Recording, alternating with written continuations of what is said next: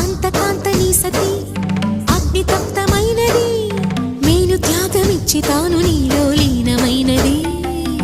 ఆదిశక్తి ఆకృతి అద్రిజాత పార్వతి, తానువైన ప్రాణధవుని చెంతకు చేరుతున్నది.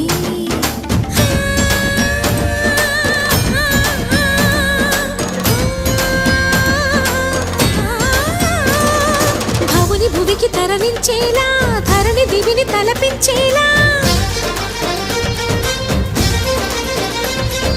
రసతరంగిణి లీల ఎదని నృత్యరతుని చేయగలిగే వేళ. భరత వేదముగ నిరత నాట్యముగా కదిలిన పదమిది ఈశా.